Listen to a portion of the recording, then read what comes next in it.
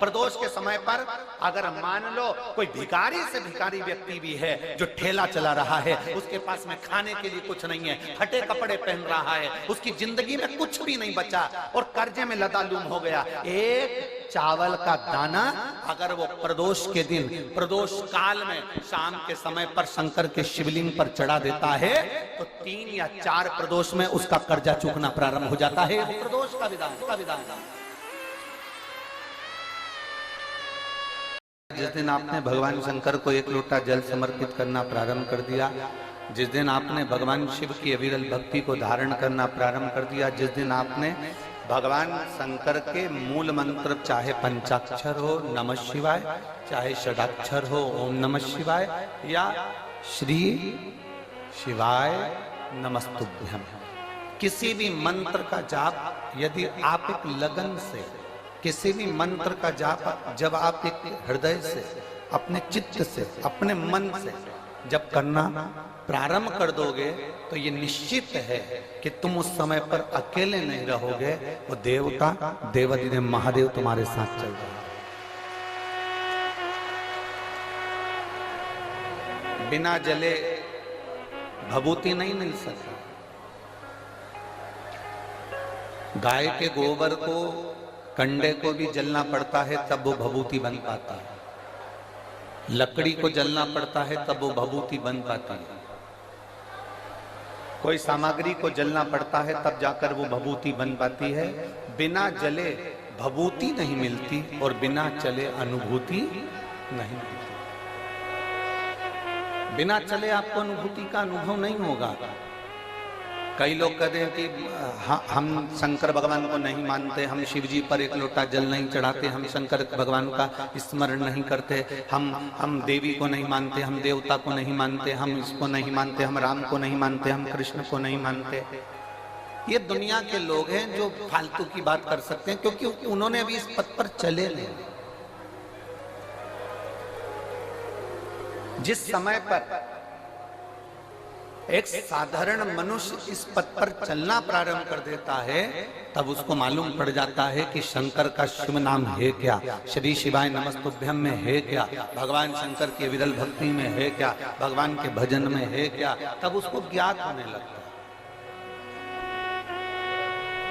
और तेरी कृपा बिना न हिले एक भी अणु, लेते श्वास तेरी कृपा से तनु तनु, बखान क्या करूं मैं राखों के ढेर का, चपटी भभूत में खजाना कुबेर का, हे गंगाधर मुक्ति द्वार ओमकार तू, बोले ओमकार तू, आयो शरण तिहार शंभु तार तार तू। बिना चले अनुभूति नहीं हो सकती। आप इस पथ पर जब चलेंगे, आप जब शंकर जी के मंदिर जाना प्रारंभ करेंगे, आप जब शिव जी को 1 लोटा जल चढ़ाना प्रारंभ करेंगे, आप जब भगवान शंकर का गुणगान करना प्रारंभ करेंगे, आप जब भगवान शिव की अविरल भक्ति को धारण करना प्रारंभ करेंगे, आप जब श्री शिवाय नमस्तुभ्यम मंत्र बोलना प्रारंभ करेंगे, आप जब एक बेलपत्री उठाकर भगवान शंकर पर चढ़ी हुई खाना प्रारंभ करेंगे, तब तुम्हें अनुभव होगा कि इस पथ पर चलने का लाभ क्या होता है, भगवान शंकर की भक्ति का लाभ। शिवलिंग को केवल शिवलिंग मत मानना। भगवान शंकर के शिवलिंग को केवल शिवलिंग मानने की गलती ना करिए। भगवान शंकर के शिवलिंग को केवल शिवलिंग ना समझिए। तुम्हारे घर में जो भगवान शंकर का लिंग विराजमान है, भगवान शंकर का शिवलिंग विराजमान है, उसको केवल शिवलिंग मत समझिए। उसको केवल शिवलिंग समझने का प्रयास ना करिए। भगवान शंकर का अगर शिवलिंग आपके घर में विराजमान है, भगवान शंकर का शिवलिंग आपके घर में शिवालय में विराजमान है, भगवान शंकर का शिवलिंग आपके घर के पास में कोई मंदिर में विराजमान है, भगवान शंकर का शिवलिंग यदि आपके नजदीक में विराजमान है, तो ये समझ लेना कि वो शिवलिंग नहीं है, वो शंकर का केवल शिवलिंग नहीं है। ये समझ लेना कि कोई बड़ा दुनिया का सबसे बड़ा हॉस्पिटल तुम्हारे घर के अंदर और तुम्हारे घर के नजदीक में विराजमान।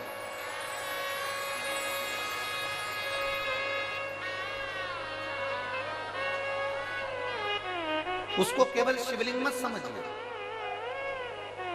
उसको केवल शंकर भगवान का शिवलिंग मत समझो, उसको ये समझिए कि वो हमारे घर में जो शंकर भगवान का शिवलिंग विराजमान है, हमारे घर में जो शंकर भगवान का शिवलिंग है वो साधारण नहीं, वो स्वयं शिव का एक प्रतिबिंब है। देखिए, आज कथा का विराम दिवस है, हम तो यही कहेंगे, हमने आज तक शिव महापुराण की कथा में जो देखा है,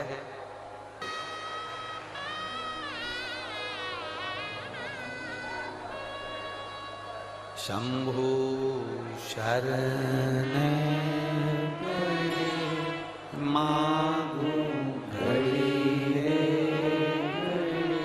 दुख काटो दया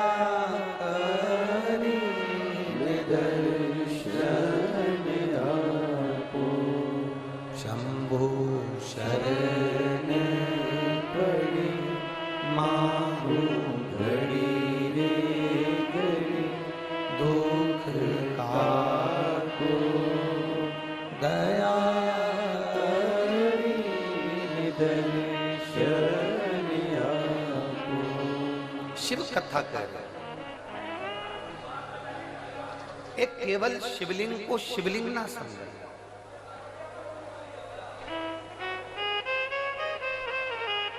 अगर एक छोटा सा भी शिवलिंग आपके घर में विराजमान है तो समझ लें कि वो बड़ा सा बड़ा हॉस्पिटल तुम्हारे घर में विराजमान है। छोटा सा शिवलिंग नहीं है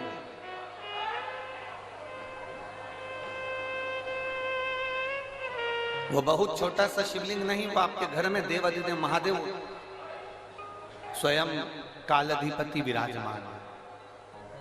बस उस शंकर को पहचानने के लिए तुम्हारे नेत्र अच्छे चाहिए।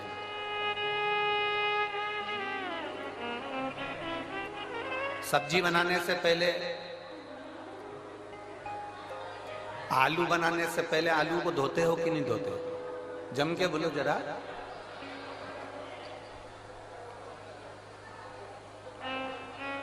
बैंगन बनाने से पहले बैंगन को धोते हो कि नहीं धोते? बोलते जाओ जरा जल्दी जल्दी। धोते। लौकी बनाने से पहले लौकी को धोते हो कि नहीं धोते हो? धोते हो ना। कपड़ा गंदा हो जाता है तो कपड़े को धोते हो कि नहीं धोते? बोलते जाओ। धोते हो। आलू गंदा हो गया तो आलू को धोया है, लौकी गंदी हो गई तो लौकी को धोया है, कपड़ा गंदा हो गया तो कपड़े को धोया है। इनको धोने के लिए पानी की जरूरत पड़ती है, पर जब ये मन गंदा हो जाता है इसको धोने के लिए पानी नहीं, सत्संग की जरूरत पड़ती है।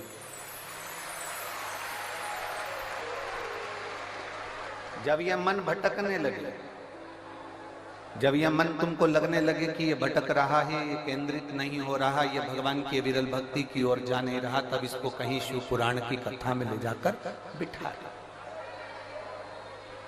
तब इस मन को भगवान शंकर की कथा में ले जाकर बिठा दो और मन को भगवान शंकर की विरल भक्ति में डुबाने का प्रयास करो।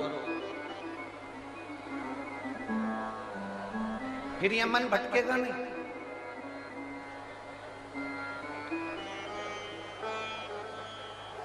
अगस्त ऋषि की एक कथा थी।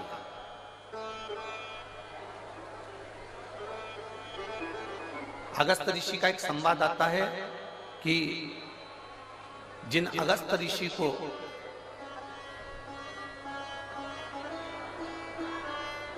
जिन्होंने पूरे समुद्र को चुल्लू में भरकर पी लिया,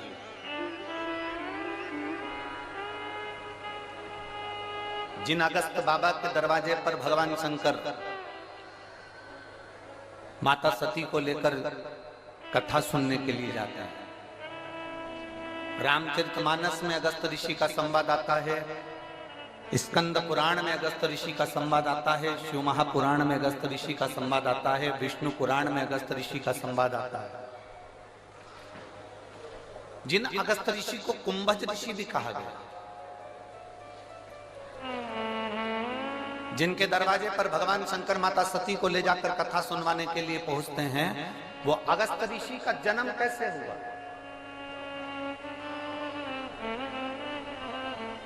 वो अगस्त ऋषि ने कोई बहुत बड़ा तप करा था जो अगस्त ऋषि बन गए?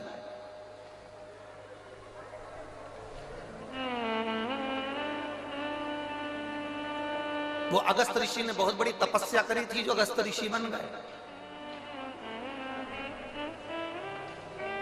अगस्त ऋषि का जन्म कैसे हुआ? जो भगवान शंकर को सती जी के साथ में बिठाकर कथा सुना रहे हैं, वो अगस्त ऋषि पृथ्वी पर पैदा कैसे हो गए? उनका जन्म कैसे हो गया? ऐसा कौन सा पुण्य अगस्त ऋषि ने कर दिया जो वो भगवान शंकर को कथा सुना रहे हैं? ऐसा कौन सा पुण्य अगस्त ऋषि ने कर दिया, कुंभज ऋषि ने कर दिया जो माता सती को कथा सुना रहे हैं? अगस्त ऋषि ने, कुंभज ऋषि ने ऐसा कौन सा पुण्य कर दिया जो समुद्र को चुल्लू में भरकर पी गए? अगस्त ऋषि, कुंभज ऋषि ने ऐसा कौन सा पुण्य कर दिया जिसके बल पर वो देवताओं के हित के लिए कार्य करने लगे? और जब सारे असुर, सारे राक्षस समुद्र के अंदर छुप जाते हैं तो वो समुद्र के जल को पीकर असुरों को पेट में ही मार देते हैं।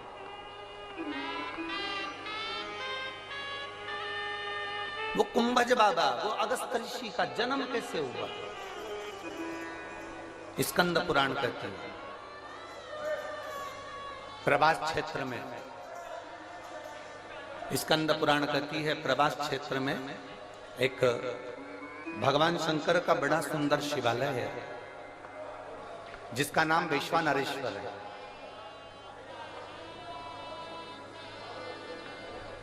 वैश्वानेश्वर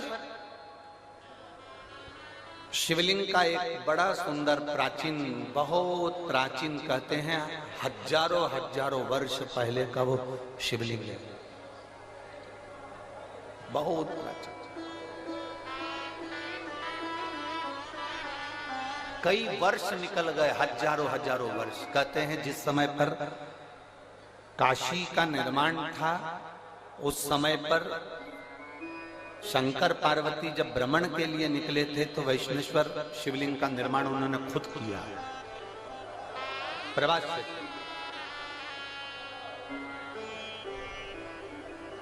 उसी शिवलिंग के मंदिर के गर्भगृह में, उस मंदिर के अंदर एक तोता रहता था, एक मिट्ठू, एक तोता घोंसला बना लिया था। उसकी धर्म पत्नी, वो तोते की धर्म पत्नी, वो मिट्ठू की धर्म पत्नी, वो शुक्र की धर्म पत्नी भी उसके साथ में रहती थी। दोनों साथ में।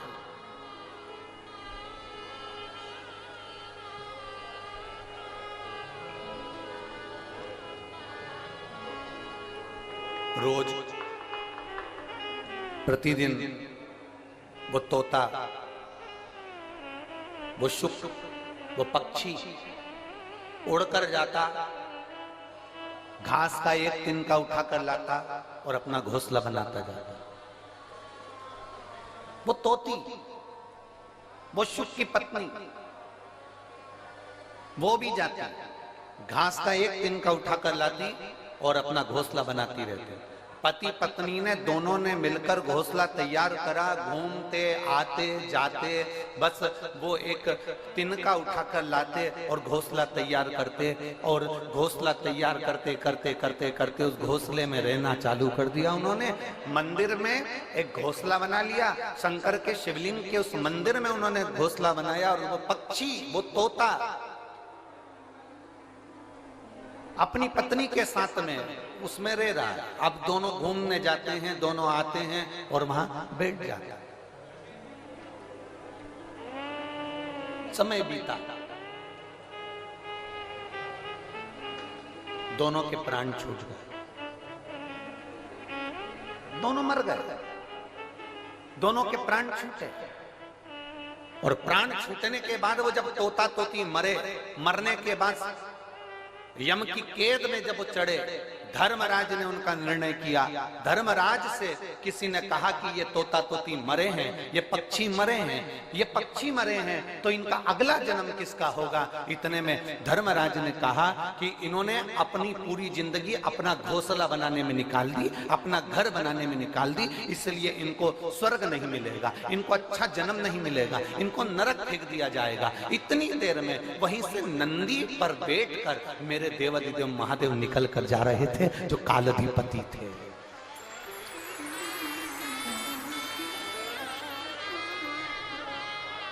मेरे देवाधिदेव महादेव निकल कर जा रहे थे, जो कालाधिपति थे। उन्होंने जो तोता तोती को देखा तो पहचान गए कि ये मेरे तो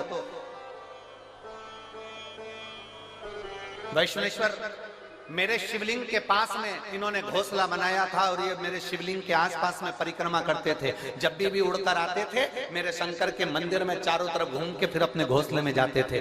मंदिर में आते थे, फिर घूमते थे, फिर घोंसले में जाते थे, फिर घूमते थे, फिर घोंसले में जाते थे। ये पक्षी घूम घूम कर मेरी परिक्रमा करता था। शंकर भगवान ने कहा यह कोई साधारण पक्षी नहीं है, इसने मेरे शिवलिंग की परिक्रमा करी है, मेरे शिवलिंग के आसपास घूमा है, इसलिए साधारण मनुष्य नहीं बनेगा, ये साधारण जीव नहीं बनेगा, ये नरक का भोग नहीं भोगेगा, ये पृथ्वी पर जाकर एक ब्राह्मण और ब्राह्मणी के रूप में जन्म लेगा, और साधारण जीव ये जन्म नहीं लेगा। और महाराज, इसकी पत्नी का नाम लोपामुद्रा होगा, और ये जो पृथ्वी पर जन्म लेगा ये साधारण मनुष्य नहीं होगा, इसका नाम अगस्त ऋषि होगा। अगस्त ऋषि। अब जरा विचार करिएगा, शंकर भगवान के शिवलिंग के ऊपर चारों तरफ घूम रहा है, तो पक्षी अगस्त ऋषि का जन्म पा लेता है।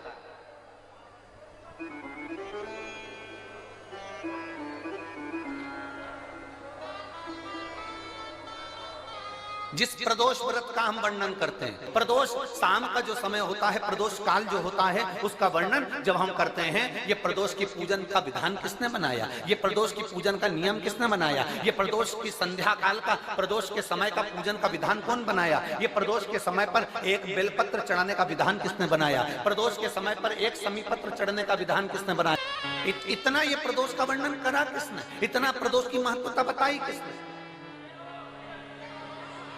कौन करे इतना वर्णन।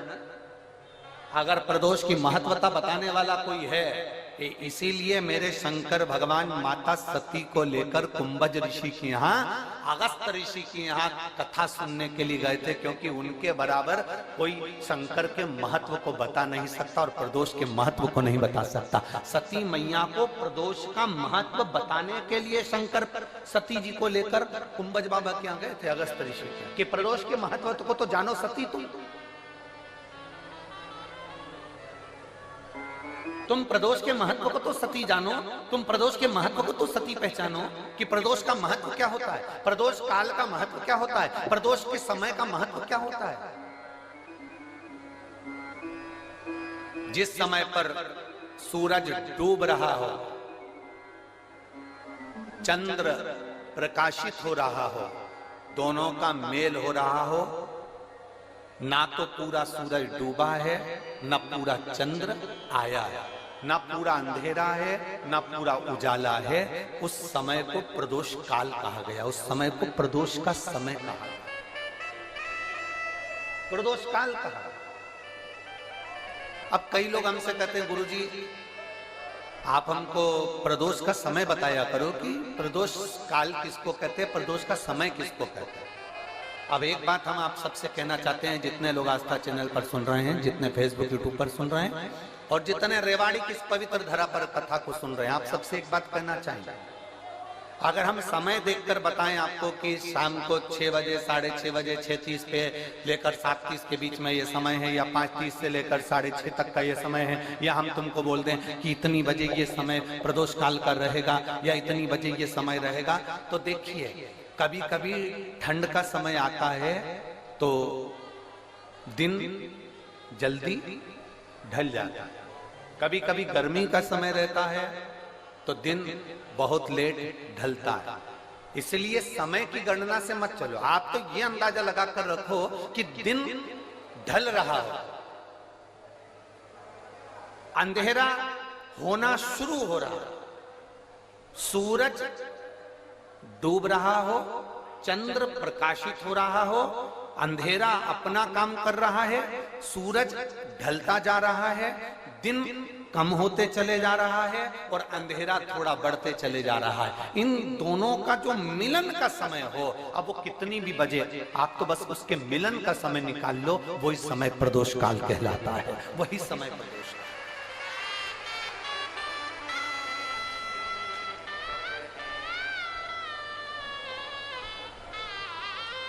अब प्रदोष काल की पूजन का विधान किसने बनाया?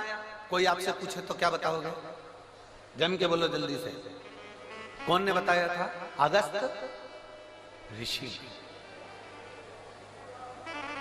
सबसे पहले प्रदोष की पूजन कौन ने करी थी? अब कोई आपसे पूछे तो आपको उत्तर देना है। 12 ज्योतिर्लिंग में से एक ज्योतिर्लिंग है ओमकारेश्वर। कौन सा ज्योतिर्लिंग है?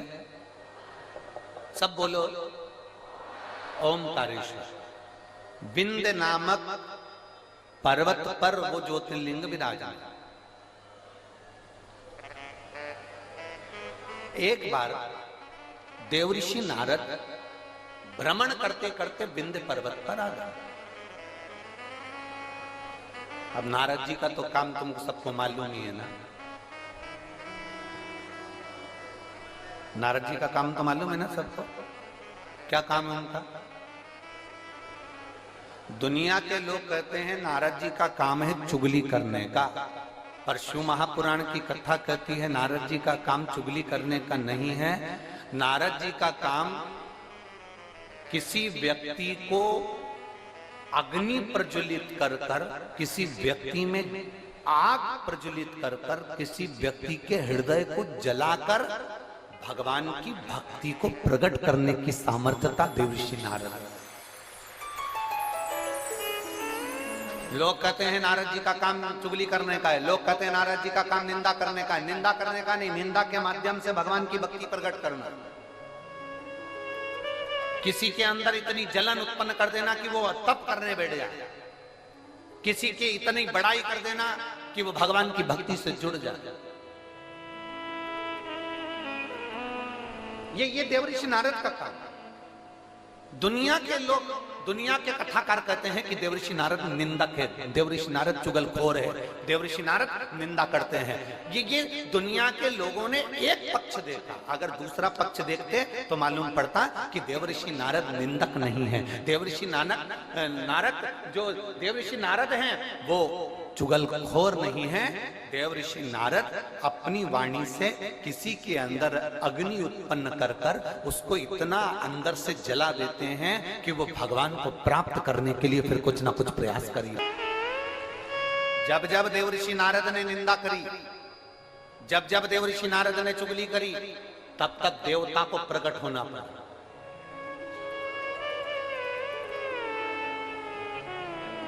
गए थे माता लक्ष्मी के पास में। देवऋषि नारद ने माता लक्ष्मी जी से कह दिया था, मैया बहुत भूख लग रही है, कुछ खाने का है क्या? बहुत तेज भूख लगी है, कुछ खाने का है आपके पास में? मैया ने अंदर से जाकर मोतीचूर का लड्डू ला कर दे दिया। नारद जी ने जो मोतीचूर का लड्डू खाया तो नारद जी ने कह दिया, मैया लड्डू तो अनसुईया जी के घर के थे, क्या जोरदार लड्डू बनाती है मैया, तुझे तो लड्डू बनाना भी नहीं आता लक्ष्मी मैया। अब तो लक्ष्मी जी को क्रोध आ गया। इतनी देर में नारद जी पहुंच गए पार्वती जी के यहाँ। पार्वती जी के यहाँ पहुंचते से कमैया भूख लग रही है, भूख बहुत तेज है। पार्वती जी अंदर गई, उन्होंने आकड़िया की रोटी काकड़िया की साग नारद जी को दे दी। नारद जी भोजन करते से बोले, मैया रोटी तो अनसुईया जी के घर की थी, क्या रोटी बनाती है, क्या रोटी। अब पार्वती जी का हृदय जल गया। थोड़ी देर बाद नारद जी ब्रह्मा जी के यहाँ पहुंच गए। ब्रह्माणी बैठी थी, ब्रह्माणी से कहा मैया बहुत तेज भूख लग रही है। ब्रह्माणी अंदर गई, खीर बनाकर ला कर दे दी। नारद जी बोले मैया खीर तो अनसुईया जी के घर की थी, क्या जोरदार खीर थी। अब तो तीनों देवियां इकट्ठी हो गई। मोहल्ले की 3 माताएं अगर एक जगह पर मिल जाए तो समझ लेना कि किसी ना किसी की बुराई चालू है, किसी ना किसी की निंदा चालू है।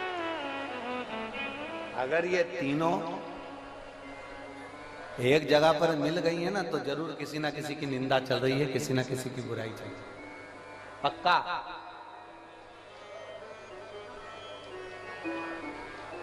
इकट्ठी हो गई। तीनों देवियों ने आपस में विचार करा कि अपन तो परेशान हो गए नारद जी के कारण। अनसुईया अनसुईया अनसुईया अनसुईया, ऐसा क्या अनसुईया में? अपने अपने पतियों को परीक्षा लेने भेज दो। ब्रह्मा विष्णु महेश तीनों परीक्षा लेने के लिए चले। और जैसे ही ब्रह्मा विष्णु महेश परीक्षा लेने के लिए चले, परीक्षा लेने के लिए जैसे ही चल दिए, इतने में तीनों दरवाजे पर पहुंचकर भिक्षा मांग रहे हैं। माता भिक्षाम दे, माता भिक्षाम दे, माता भिक्षाम दे। अनसुईया जी बाहर निकल कर आई और माता अनसुईया जब बाहर निकल कर आई और माता अनसुईया जी ने जो दर्शन किया, दर्शन करते से ही माता अनसुईया जी ने पूछा देवताओं आपको क्या चाहिए? तो कि भिक्षा चाहिए। अनसुईया जी अंदर गई, पात्र में थोड़ी सी भिक्षा लेकर आई, अन्न का दान देने लगी। इतने देर में जब अन्न का दान देने लगी तब उसी समय पर अनसुईया जी जब अन्न का दान दे रही थी तब तीनों देवताओं ने खड़े होकर कह दिया हमको भिक्षा ऐसे नहीं चाहिए।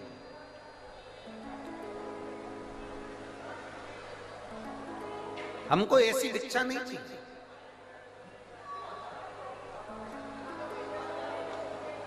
हमको ये भिक्षा नहीं, तो तुमको कैसी भिक्षा चाहिए? ब्रह्मा विष्णु महेश ने कहा, क्योंकि इनको देवियों ने कहा था कि जब भिक्षा मांगने जाना तो अनसुईया जी से कहना कि वस्त्र उतार कर भिक्षा देने के लिए, वस्त्र।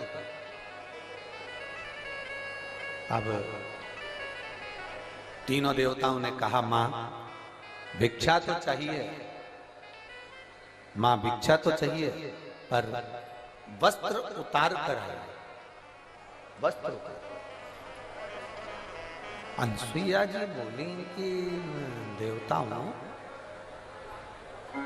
आप कह रहे हो कि अंदर का स्पीकर बढ़ाओ, अंदर आप कह रही हो कि भिक्षा चाहिए और भिक्षा चाहिए और वो भी वस्त्र उतार कर चाहिए। अनसुईया जी ने कहा बाबा ऐसी कोई भिक्षा कोई नारी कभी नहीं दे सकती, ये भिक्षा कभी कोई नारी नहीं देगी। नारी अपने वस्त्र उतार कर कैसे भिक्षा देने?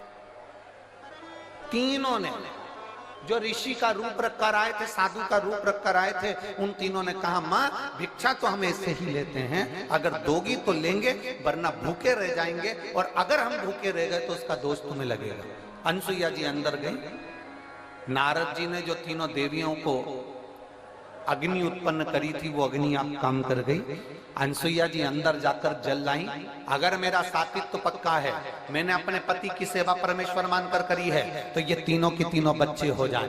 जो जल छोड़ा तीनों की तीनों देवता 1.5 महीने के छोड़ा हो गए। 1.5 महीने।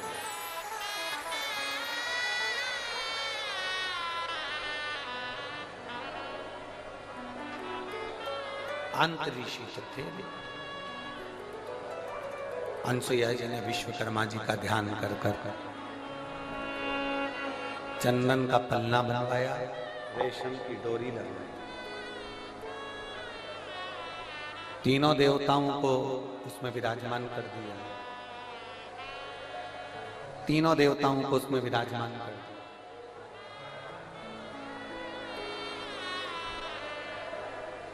और तीनों देवता उसमें विराजमान हो गए। चंदन के पलने में रेशम की डोरी डालकर माता अनसुईया तीनों को झुला रही थी। इतने में अंतरी ऋषि का आगमन हो गया। अंतरी ऋषि ने पूछ लिया अनसुईया जी से कि ये किनके बच्चे हैं। अनसुईया जी तुरंत अंतरी ऋषि से कहती हैं ये अपने बच्चे हैं। अंतरी ऋषि ने कहा अभी मैं स्नान करने गया था तब तो एक भी नहीं था और आया तो तीन। अनसुईया जी बोली भगवान जब देता है तो छप्पर फाड़ कर देता है।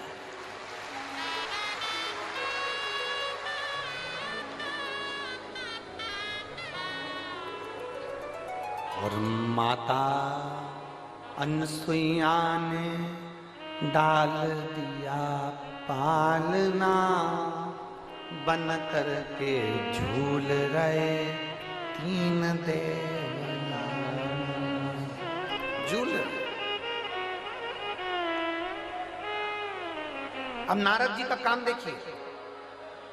दुनिया के लोग कहते हैं नारद निंदा करते हैं, दुनिया के लोग कहते हैं नारद चुगली करते हैं। अगर नारद नहीं होते तो चंद्र प्रकट नहीं होते, अगर नारद नहीं होते तो दुर्वासा प्रकट नहीं होते, अगर नारद नहीं होते तो दत्तात्रेय भगवान प्रकट नहीं होते, अगर नारद नहीं होते।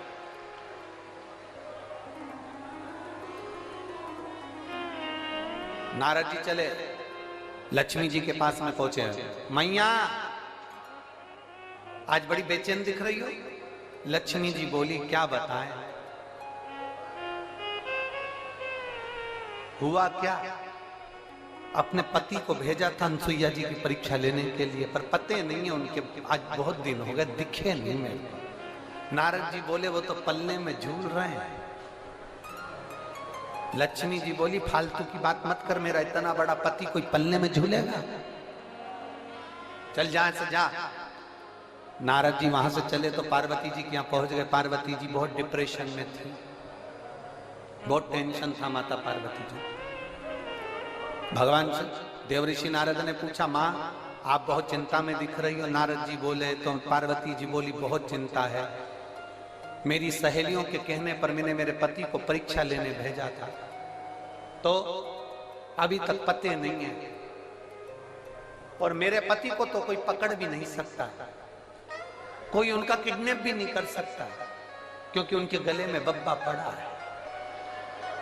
किसके बाप में दम है कि मेरे पति को पकड़ ले, दम चाहिए। मैया पलने में झूल रहे हैं, सरस्वती मैया से भी कह दिया पलने में झूल रहे हैं। तीनों देवियों ने नारद जी के चरण पकड़ लिए। नारद रुक जा, तो ये बता कि हम हमारे पति को कैसे लेकर आए। नारद जी ने कहा जैसे तुम्हारे पति मांगने गए थे वैसे तुम भी चली जाओ। तीनों ने ब्राह्मण की पत्नी का रूप लिया, दरवाजे पर अनसुईया जी के पहुंच गई। अनसुईया जी के दरवाजे पर जाकर तीनों देवियों ने आवाज लगाई, माता भिक्षाम दे, माता भिक्षाम दे, माता भिक्षाम दे, माता भिक्षाम दे। बार बार आवाज लगाई जाए, बार बार आवाज लगाई जा रही है, माता भिक्षाम दे, माता भिक्षाम दे, माता भिक्षाम दे।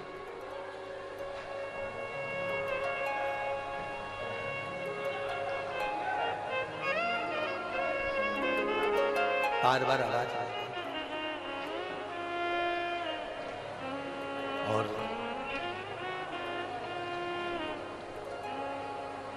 जैसे ही आवाज लगाई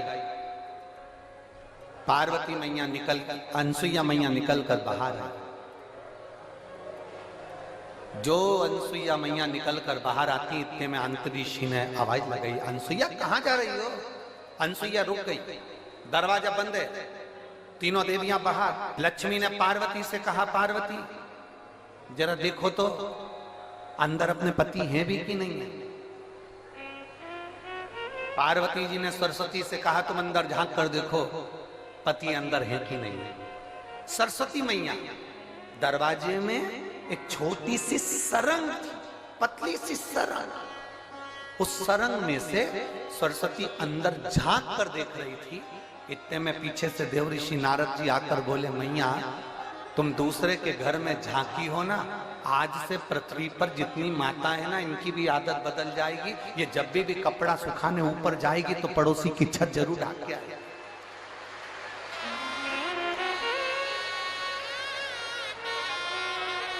हे मैया,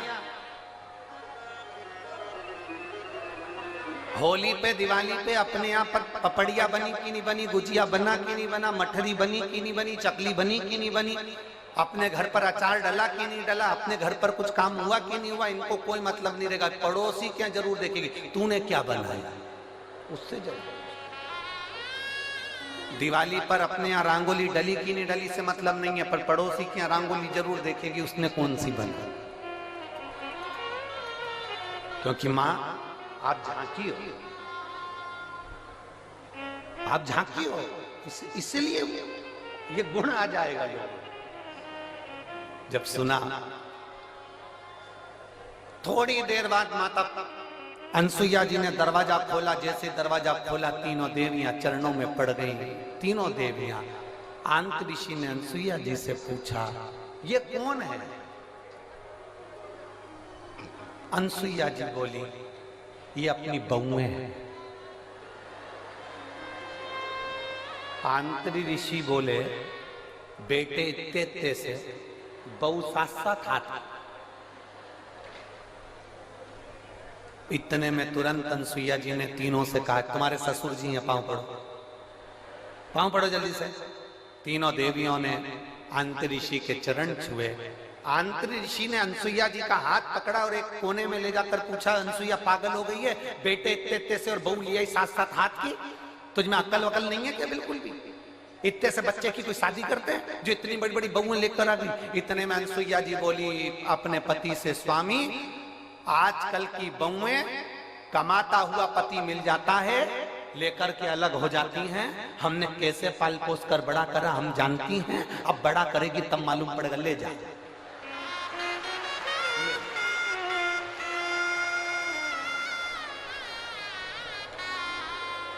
अब तीनों देवियां तीनों देवताओं को देखकर टेंशन में आ गई है। लक्ष्मी जी बोली, मेरा कौन सा है? और पार्वती जी बोली, मेरा कौन सा है? सरस्वती जी की, मेरा कौन सा है? तीनों एक एक बच्चे को उठाती हैं, घुमा घुमा के देखती हैं। बाप हर माल 2 रुपया, जिसका जो अंश है उठा लो।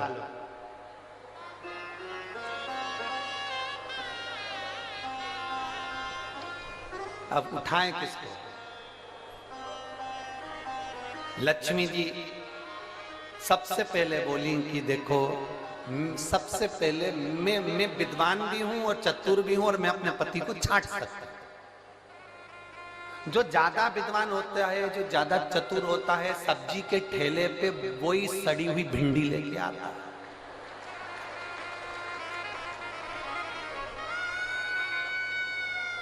काना बैंगन जो ज्यादा समझदारी दिखाता है ना, वही लाता, वही छाट छाट के अलग अलग रखती जाएगी, रखती जाएगी, रखती जाएगी।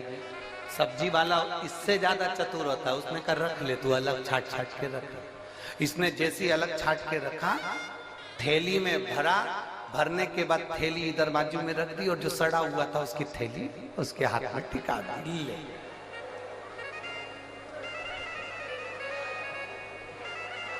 लक्ष्मी जी बोली, सबसे पहले मैं छाटूंगी। लक्ष्मी जी ने अपने पति को छाटा। जो छाटने बैठी लक्ष्मी जी, तो भगवान ब्रह्मा जी को उन्होंने अपनी गोदी में उठा लिया और ब्रह्मा जी को गोदी में उठाकर बोली, ये मेरे पति हैं। उनको जो हाथ में लिया, इतनी देर में तो अनसुईया जी को हंसी आ गई। अनसुईया जी को हंसी आई, उन्होंने कहा रुको, इन तीनों को वापिस सुलाओ। जमीन पर सुलाया।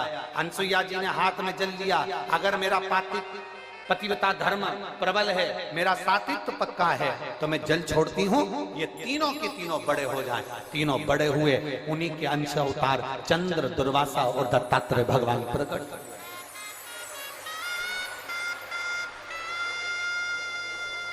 उन्हीं के अंश। और महाराज, दुनिया के लोग कहते हैं कि देव ऋषि नारद चुगली करते हैं, देवऋषि नारद निंदा करते हैं, देवऋषि नारद बुराई करते हैं। नहीं, देवऋषि नारद देवता को प्रकट करने के लिए, भक्ति को प्रकट करने का कार्य करते हैं, और वो देवऋषि नारद ने किया।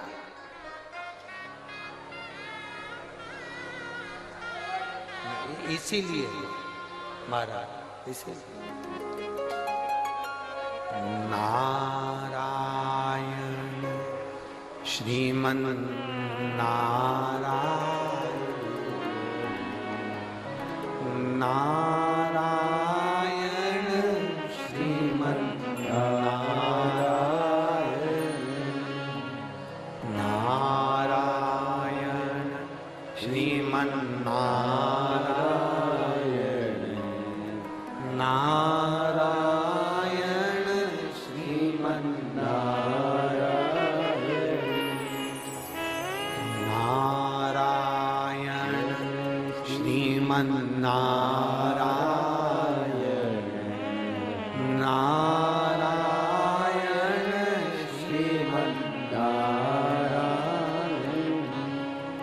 देवऋषि नारद विंध्य पर्वत के पास में जाकर कहते हैं, विंध्य तुझ में और सुमेरु पर्वत में बहुत अंतर है। विंध्य तो इतना विशाल नहीं है जितना सुमेरु पर्वत विशाल है। अब विंध्य पर्वत को तो क्रोध आ गया। जब विंध्य पर्वत को क्रोध आया तो विंध्य पर्वत ने विचार करा कि अब कुछ भी हो जाए, मुझे इतना ऊंचा बनना है, इतना ऊंचा बनना है कि देवता तक मेरा पर्वत की श्रृंखला पहुंच जाए।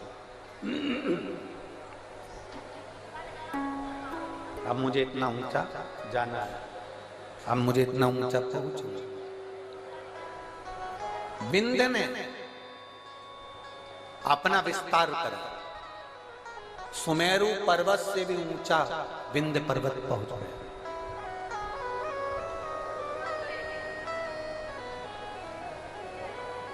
सूर्य के अश्व चलते चलते थोड़ा अंधेरा हो रहा था। सूर्य अपना प्रकाश कम कर रहे थे और उस समय पर जाकर सूर्य के अश्व को विंध्य पर्वत के घोड़ों ने, विंध्य पर्वत के शिखर ने सूर्य के घोड़ों को रोक दिया, अश्व को रोक दिया। बहुत सावधानी से सुनना, यह कथा अभी तक हमारे मुखाग्रविंद पर कभी नहीं आई, परंतु ये प्रदोष की सबसे पहली पूजन, प्रदोष काल में सबसे पहली पूजन प्रदोष की कौन ने करी थी और कब करी गई थी, वो कथा चल रही। यदि कोई आपसे पूछेगा तो आप भी बता सकते हो कि हमने ये कथा ऐसे ऐसे प्रदोष की श्रवण करी।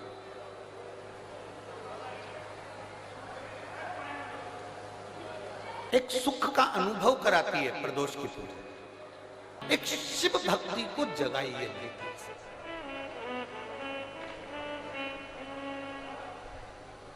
एक लोटा जल सारी समस्या का हल है।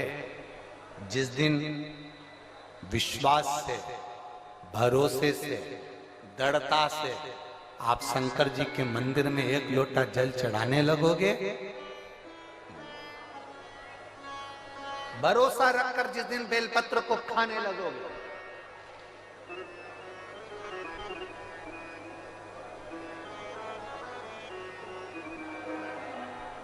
जिस दिन बेलपत्र को खाने लगोगे, भरोसा रखकर जिस दिन भगवान शंकर की भक्ति में तुम डूबने लगोगे, उस दिन तुम्हारी जिंदगी की सारी बीमारी, सारा दुख, सारी तकलीफ मेरे काल अधिपति महाकाल राजा की। तुम्हारे जीवन का सारा दुख वो काल अधिपति महाकाल मेरे कुबेर भंडारी, मेरे कुबेरेश्वर महादेव का। एक निवेदन हम जरूर करेंगे, कभी मौका लगे कभी मौका लगे इस पंडाल में बोल कर जाना बाबा से कि बाबा मुझे ऐसा धन देना कि एक बार मैं भी कुबेरेश्वर धाम सीहोर आ सकूं और तेरे धाम में आकर कथा सुन सकूं, कंकर शंकर की पूजन कर सकूं, वहां का रुद्राक्ष ले सकूं। कभी कभी, और जरूरी नहीं है कि वहां का रुद्राक्ष केवल बीमारी के लिए काम आता है ना, कभी जिंदगी में कुबेरेश्वर धाम जाना और रुद्राक्ष मांग कर लेकर आना। और हम तो कहेंगे जितने कथा सुनने वाले हैं सारे श्रोताओं से निवेदन करेंगे लाल धागे में उस रुद्राक्ष को अपने गले में धारण कर कर रखो, जिंदगी में कभी हार नहीं होगी, आगे बढ़ते ही जाओ। चाहे महिला हो चाहे पुरुष हो, चाहे महिला हो चाहे पुरुष हो, गले में रुद्राक्ष होना जरूरी है। पहनो। कई लोग कहते हैं हम तुलसी की माला पहनते हैं, रुद्राक्ष पहन सकते, क्यों नहीं? किसने मना करा? कौन सा शास्त्र में लिखा है, कौन सी वेद में लिखा है, कौन से पुराण में लिखा है कि तुलसी को पहनने वाले रुद्राक्ष नहीं पहन सकते, या रुद्राक्ष को पहनने वाले तुलसी नहीं पहन सकते?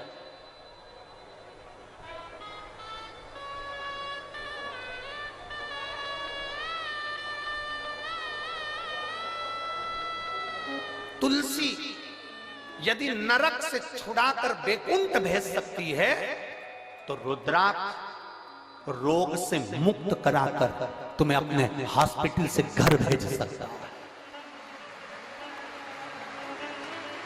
एक रुद्राक्ष, और वो रुद्राक्ष नहीं है, वो मेरा शंभु है, वो मेरा शंकर, मेरा ओघड़ी, मेरा त्रिकालदर्शी, मेरा कैलाशी, मेरा विनाशी।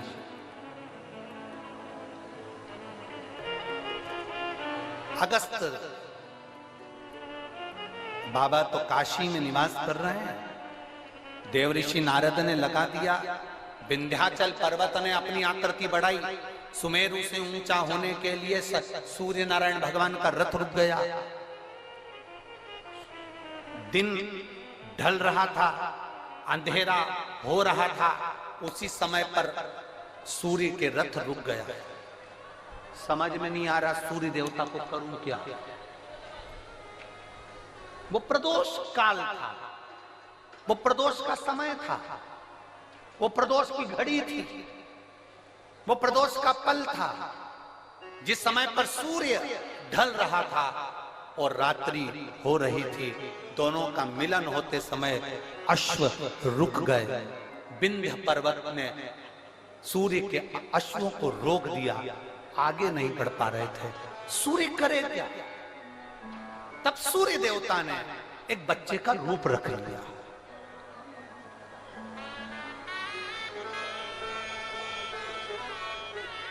ये दुनिया के लोगों को मालूम होना चाहिए कि पहला प्रदोष का उपास व्रत, प्रदोष की पूजन किसने करी है। ये आपकी आराधना में, आपकी चित्तवृत्ति में आना चाहिए कि प्रदोष के दिन एक चावल का दाना चढ़ाने वाला कभी गरीब नहीं हो सकता, कभी भिखारी नहीं हो सकता, कभी दरिद्र नहीं हो सकता।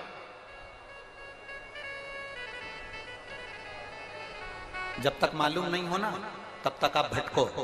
और जिस दिन तुम्हारा विश्वास शिव महापुराण पर हो जाए ना, जिस दिन तुम्हारा विश्वास शंकर जी की कथा पर हो जाए, और इतनी लाखों की संख्या में आप लोग आए हो, लाखों की संख्या में आप लोग आए हो, और करोड़ों की संख्या में लोग टीवी पर कथा सुन रहे हैं, करोड़ों की संख्या में, देश और विदेश में। एक निवेदन करूंगा, पूरे जितने चैनल वाले कथा सुन रहे हैं और जितने यहां कथा सुन रहे हैं,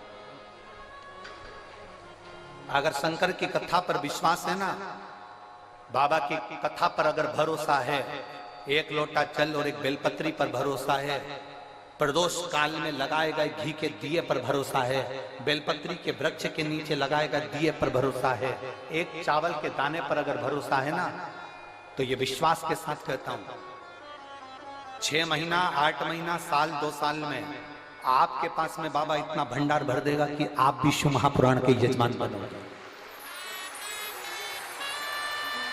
आप भी। ये शिव पुराण का हम सुनील जी को धन्यवाद दे रहे थे कल में कि सुनील जी कह रहे थे गुरु जी ऐसा आशीर्वाद दे दो कि हर साल 2 साल में कथा करवाते रहे। हमने सुनील जी से कहा, सुनील जी शंकर भगवान की कथा का सबसे बड़ा एक फल है और एक नियम है कि जो इस कथा को करवा लेता है ना, वो लाइन लगाकर फिर खड़ा हो जाता है कि एक कथा हमें वापस मिले। ये नियम है इस कथा।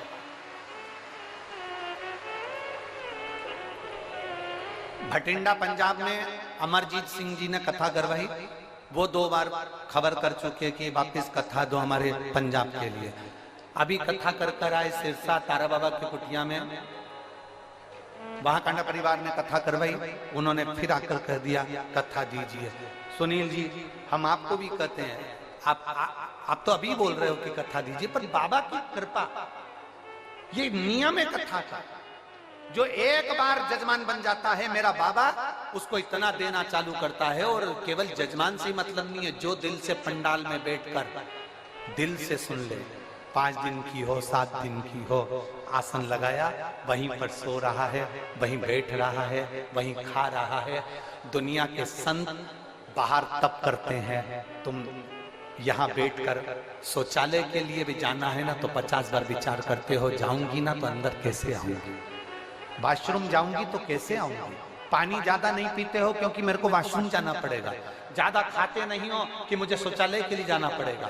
बार बार तुम अपनी इंद्रियों को कंट्रोल में रखते हो। जो एक संत, साधु, सन्यासी, तपस्वी, साधक, उपासक, कुंभ के मेले के जो संत, पर्वतों पर बैठकर जो संत साधना करते हैं, वो साधना शिव महापुराण के पंडाल में बैठकर मेरी माता और मेरे भाई करते हैं। आप इतना भोजन नहीं करते कि आपको बार बार शौचालय के लिए जाना पड़े, आप इतना पानी नहीं पीते कि आपको बार बार वॉशरूम के लिए जाना पड़े। आप अपने शरीर को, अपनी इंद्रियों को केंद्रित कर कर रखते हो, क्योंकि जाऊंगी ना, इतना बाहर निकल कर जाऊंगी तो वापिस आने में टाइम लगेगा, मैं कथा छूट जाएगी, जगह कोई ले जाएगा। अपनी इंद्रियों को कंट्रोल में कर रहा। इतना तो कोई साधु नहीं कर सकता, इतना तो कोई संत नहीं कर सकता, इतना तो कोई सन्यासी नहीं कर सकता। संत, साधु, सन्यासी, तपस्वी, कई वक्ता, कथाकार, जिनसे एसी के रूम नहीं छूटते, जिनसे 4 व्हीलर गाड़ियां नहीं छूटती, वो भी इतना सन्यासी का जीवन नहीं जी सकते जितना आप जी रहे हो, जितना आप जी रहे हो।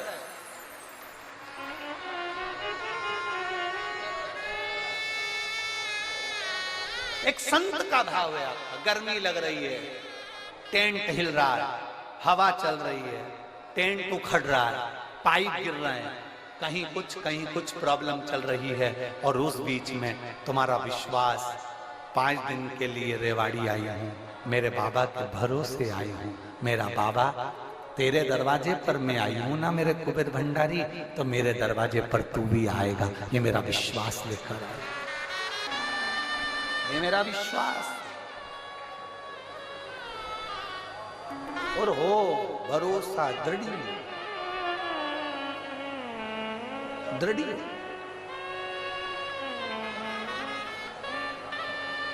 वो कहते हैं ना, तुझसे मिलने के लिए तेरी कसम, ये मेरे बाबा से मिलने का ये केंद्र बिंदु है शिव पुराण की कथा। ओम मेरे भोले तेरा सहारा है, मेरे भोले तेरा सहारा है, मेरी नैया का तू किनारा है, मेरी नैया का तू किनारा। तुम्हारे नजदीक में जब कथा हो चले जाना उसकी चौखट पर, 5 दिन 7 दिन पड़े रहे उसके दरवाजे पर, तारने वाला हो, और फिर कहेंगे खाली नहीं जाओ, खाली नहीं, खाली जा ही नहीं सकता। अगर खाली गए होते तो ये इतने सारे पत्थरों का ढेर नहीं लगता जो अंदर भरे पड़े। एक पत्र है, देखिए,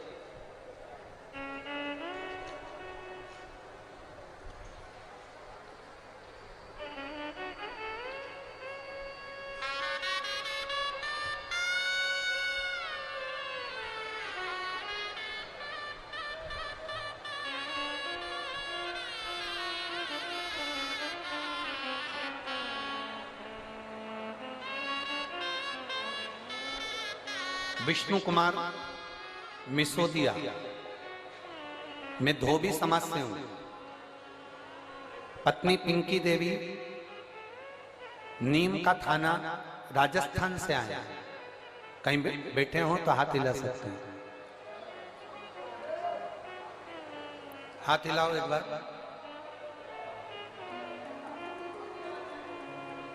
कहीं बैठे हो तो हाथ हिला सकते हैं। दिख गए? ऐसा हाथ हिला तो दिख जाओ।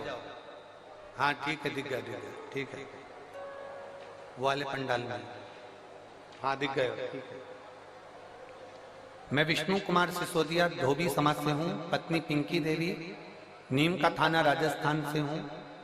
बाबा के एक लोटे जल का मैं क्या वर्णन करूं। मेरा बेटा 7 साल से सरकारी नौकरी की तैयारी कर रहा था। 7 साल से उसका एग्जाम ना क्लियर हुआ, ना वो आगे बढ़ा। बेटा आखिरी में निराश हो गया। जब बेटा निराश हुआ तो मार्ग से भटकना चालू हो गया। तब मैंने अपने बच्चे से कहा कि तू सीहोर वाला महाराज कथा कहता है, आस्था चैनल कराती है, उसकी कथा सुनागा। मेरा बेटा कहता है ऐसे तो ढेर सारे महाराज आते हैं कथा कहने वाले, महाराजों का तो काम ही है कथा कहना, उनकी कथा से क्या करना, तू कथा तो सुन। मेरे बेटे ने पहली बार कथा सुनना प्रारंभ करा। 7 साल से एग्जाम दे रहा है पर किसी में क्लियर नहीं हुआ। तब मेरे बेटे ने आपकी कथा पर भरोसा कर शंकर जी के मंदिर में एक लोटा जल चढ़ाना प्रारंभ करा। जो मंदिर में फूल पत्ती रहते थे उससे मंदिर के भगवान शंकर का श्रृंगार करना प्रारंभ करा। आज मैं बाबा को धन्यवाद देने के लिए आई हूं। जिस बेटे का विश्वास कभी देवता के प्रति नहीं था, आज आपको इतना मानता है क्योंकि उसका दिल्ली पुलिस में उसका सिलेक्शन हो गया और बाबा की कृपा से उसका ज्वाइनिंग लेटर आ गया। मैं बाबा को यहां धन्यवाद देने के लिए आया। बधाई बहन आपको, एक बार हाथ हिला दो ऐसा। श्री शिवाय नमस्ते। ठीक है बैठिए, बधाई। शिव तत्व है। लोग हिम्मत हारते हैं। शिव महापुराण की कथा कहती है हिम्मत हारने की जरूरत नहीं है। अगर भरोसा पक्का है भगवान देवाधिदेव महादेव पर, अगर तुम्हारा भरोसा प्रबल है तो हिम्मत नहीं है।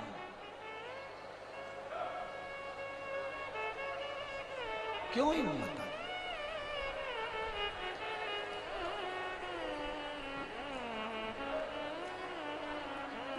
शंभु शरणे माऊ घड़ी रे घड़ी दुख का दया करी दर्शन आपको। शंभु शरण पड़ी मांगो घड़ी रे घड़ी दुख काटो दया करी दर्शन आपको। शिव तत्व की प्राप्ति हो। एक बार भगवान शंकर की अविरल भक्ति को धारण कर देते। ढोंग से दूर हो जाओ, प्रपंच से दूर हो जाओ, छल से दूर हो जाओ, बेईमानी से दूर हो जाओ, प्रपंच से दूर हो जाओ। दुनिया के लोग तुम्हें बहुत सारा आडंबर कर तुम्हें खींचने का प्रयास करेंगे, पर आज की पीढ़ी पढ़ी लिखी पीढ़ी है। आज की पीढ़ी विद्वत्ता की पीढ़ी है। और हम फिर निवेदन करेंगे तुम्हें आडंबर में नहीं फंसना, तुम्हें ढोंग प्रपंच में नहीं फंसना, तुम्हें ढकोसले में नहीं जाना, तुम्हें अंधविश्वास की ओर नहीं जाना। कहीं मत जाओ। कोई तुमसे कहे कि यहाँ आ जाना मैं तुम्हारा ये काम कर दूंगा, वहां आ जाना मैं तुम्हारा ये काम कर दूंगा, ना ना ना ना, कहीं मत जाओ। तुम तो अपने घर के नजदीक में जो शिवालय है, तुम्हारे घर के पास में जो शंकर का मंदिर है, तुम तो वहां जाओ। एक लोटा जल चढ़ाओ, बुआरी लगाओ, झाड़ू लगाओ, सेवा करो, अर्चना करो। और जिस दिन मेरा कुबेर भंडारी तुम्हारी झोली भर दे, उस दिन तुम कुबेरेश्वर धाम आ जाना। ये बाबा कृपा करे हो। और इतना दे मेरा कुबेर भंडारी, तुम्हारे को इतना झोलियों में भर दे कि तुम भी अपने नगर में, अपने गांव में, अपने शहर में शिव महापुराण की कथा करने के लिए लालायित रहो। ये शिव इतना। वो कहे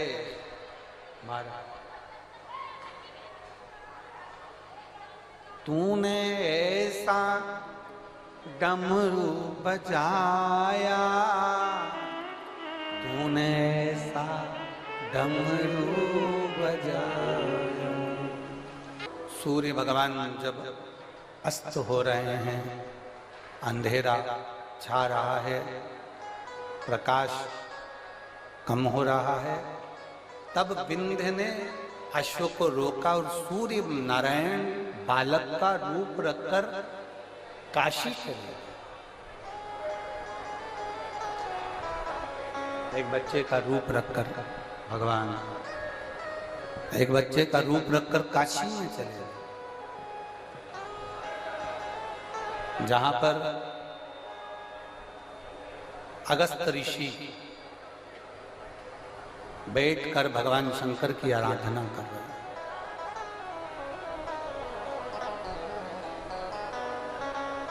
जिस जगह पर अगस्त ऋषि बैठकर भगवान शंकर की आराधना कर रहे हैं, अगस्त ऋषि ने भगवान शिव का शिवलिंग का निर्माण किया। भगवान शंकर के शिवलिंग का निर्माण अगस्त ऋषि करते हैं। वहीं पर पहुंच जाते हैं सूर्य नारायण भगवान, निवेदन करते हैं, प्रार्थना विनती, आप कृपा करिए। अगस्त बामा ने पूछा कि तुम कौन हो? भास्कर देव सूर्य नारायण बच्चे का रूप रखे हुए थे, तो वो अपने असली स्वरूप में प्रकट होकर कहते हैं, मैं सूर्य नारायण।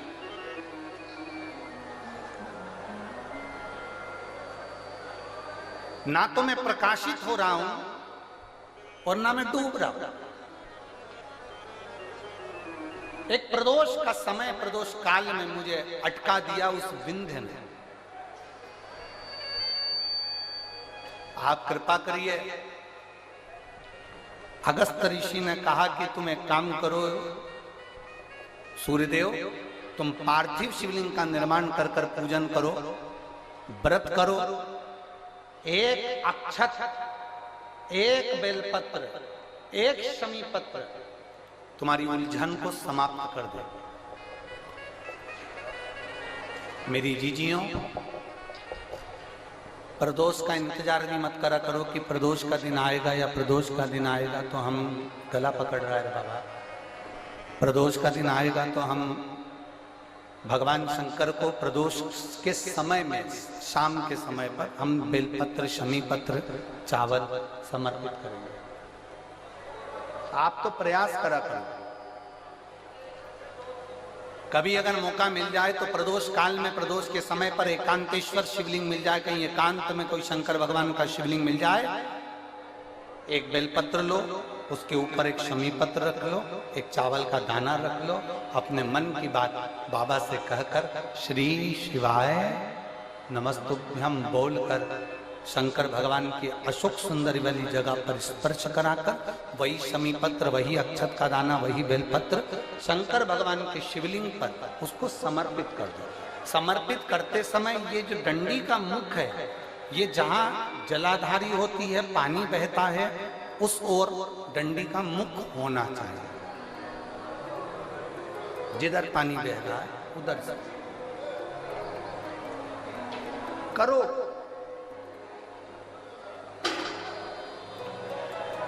प्रदोष काल में करी गई आराधना, प्रदोष काल में किया गया भजन,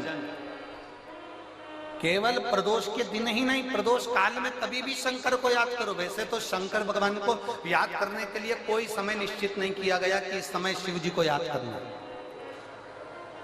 मौत का और महाकाल का आने का समय कभी निश्चित नहीं होता। मौत आने का समय भी निश्चित नहीं होता, कब व्यक्ति की मृत्यु हो जाए, कब प्राण छूट जाए, कब बीपी शुगर कभी गड़बड़ हो जाए, कब किसको कौन सा रोग हो जाए, कब किसी को अटैक आ जाए, कोई समय का भरोसा नहीं है। मौत का जैसे समय नहीं होता, उसी तरह महाकाल के भजन का, शंकर भगवान के गुणगान का, शिव जी की भक्ति का कोई समय नहीं है। तुम जब पुकारो मेरा देवाधिदेव महादेव तुम्हारे सामने खड़ा है। तुम जब पुकारो, बोल बम का नारा है, बाबा एक सहाय, सारी समस्या का हल एक लोटा जल। तुम जब उसको पुकारोगे तब वो तुम्हारे सामने आकर खड़ा। सूर्य नारायण ने पुकारा, सूर्य नारायण ने पुकारा। अब सूर्य नारायण तो पुकारने में लग गए, बोलने में लग गए। अगस्त ऋषि ने जाकर विंध्य पर्वत से कहा कि तुम अपनी आकृति को छोटा करिए, देवताओं को कष्ट हो रहा है। तब विंध्य पर्वत ने अपनी आकृति छोटी करी। सूर्य देवता भगवान शंकर का साधुवाद करे। शंकर भगवान ने आकर सूर्य नारायण को दर्शन दिया। भगवान देवाधिदेव महादेव ने कहा, सुनो भास्कर देव, सूर्यदेव, तुमने मेरी आराधना प्रदोष के समय पर अपने अश्वों को रोककर मेरी आराधना करी है। भास्कर देव, सूर्यदेव, संसार का कोई मनुष्य प्रदोष के दिन, प्रदोष काल में जब मुझे पुकारेगा, केवल मेरे नाम का उच्चारण कर कर मुझे पुकारेगा, शंकर भगवान कहते हैं उसी क्षण मैं उसके नजदीक में पहुंच जाऊं। उसी क्षण अकाल मृत्यु वो मरे जो काम करे चंडाल का, काल उसका क्या बिगाड़े जो भक्त हो महाकाल का। जो शंकर की आराधना करने वाला है, शिव की उपासना करने वाला है, शंकर का गुणगान करने वाला है, शिव की स्तुति करने वाला है, उसका बाल बांका नहीं होता। 12 ज्योतिर्लिंग का चरित्र श्रवण कराते हुए तुमरुका जी चंचुला देवी से कहते हैं, चंचुला,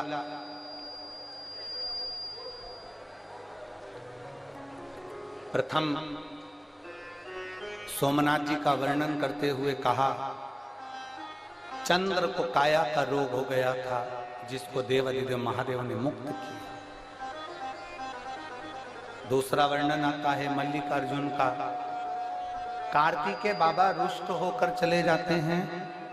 रुष्ट कार्तिकेय बाबा को मनाने के लिए शंकर पार्वती जी ने मनाया, तो भगवान षडानंद कार्तिकेय को मनाने के लिए पहुंचे तो मल्लिकार्जुन के रूप में पूजा। दूषण नाम के राक्षस का संहार कर कर भगवान शंकर महाकाल बनकर प्रकट कर। विंध्य नामक पर्वत के तप करने पर भगवान शंकर प्रकट होकर ओंकारेश्वर के रूप में विराजमान होगा। नर नारायण के तप करने पर भगवान शंकर केदारेश्वर बनकर प्रकट हो जाते हैं। कुंभकर्ण की पत्नी करकटी, करकटी का पुत्र भीम, जो सारे यज्ञ अनुष्ठान दान पुण्य सब बंद करवा देता है, तो शंकर भगवान आकर उसका संहार करते हैं तो भीमा शंकर बन जाते हैं।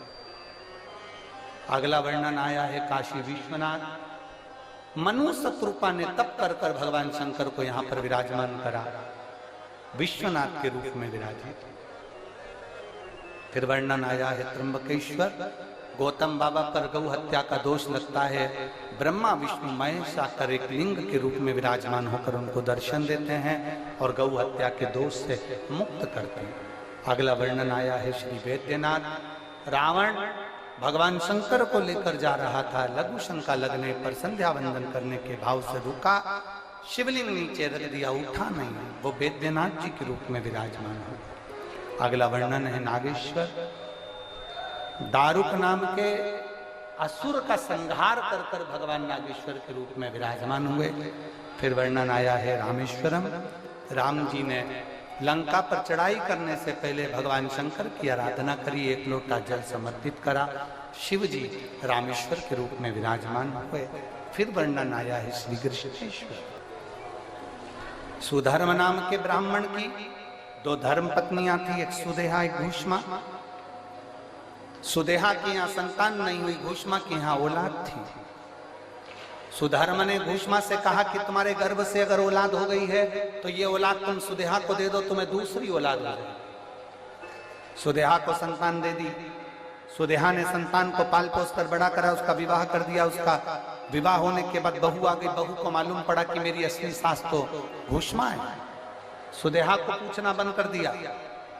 सुदेहा को क्रोध आ गया, अपने बेटे के तलवार से टुकड़े कर कर कपड़े में बांधकर तालाब में फेंक दिया। घूष्मा ने 1 महीना हो गया था अपने बेटे को नहीं देखा, 1 हफ्ता हो गया बेटे को नहीं देखा। अपने बच्चे का दर्शन नहीं कर पाई।